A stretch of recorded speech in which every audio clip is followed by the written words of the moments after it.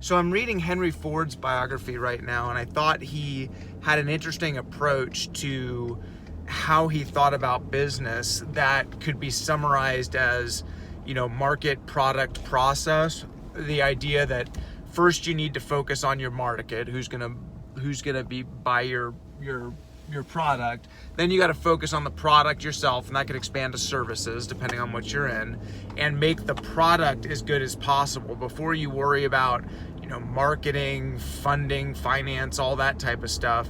How good is your product? And then what is the process of making your product, and how can you make that more efficient over time?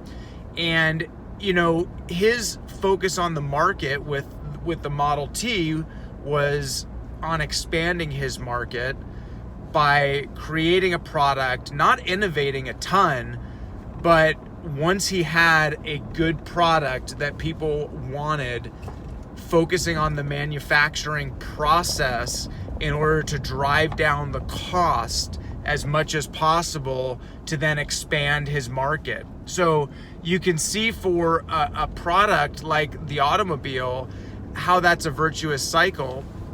You focus on the market, which at first wasn't going to be very big, because he had a famous saying that if I asked people what they wanted, they say a faster horse. Initially people probably weren't thinking they wanted the automobile, but he made a spectacular product that people were really interested in. Well, you've got a great product, but then how can you expand your market? Well, then you can focus on the process.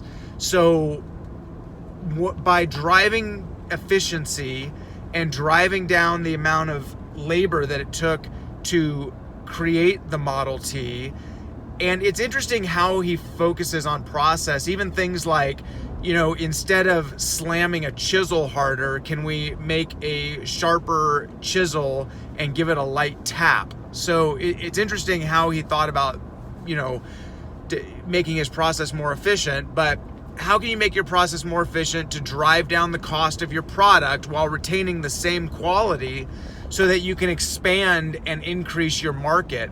And that has an application for so many different businesses in terms of how do you gain market share. I think the easiest one to translate it to right now would be Tesla, which, if you look at the market, there's not a gigantic market for electric car buyers right now. Why is that? Well, number one, altruism, because people think it's better for the environment, only goes so far when the cost of the car is significant. It used to be that a Tesla, and I don't even know what they cost right now, but would cost well over $100,000. Well, that's not much of a market.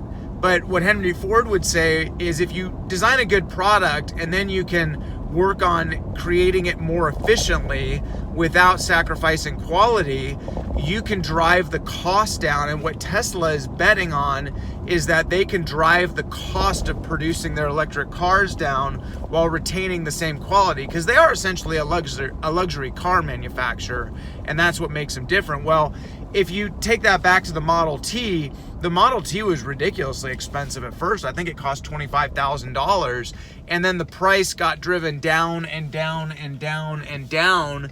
And even though it was essentially the same car, it was a more efficiently made car that could be sold to a much wider market.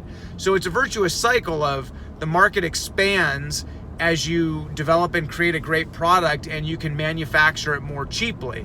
So it's just interesting that, Ford really thought of it as simply in those terms.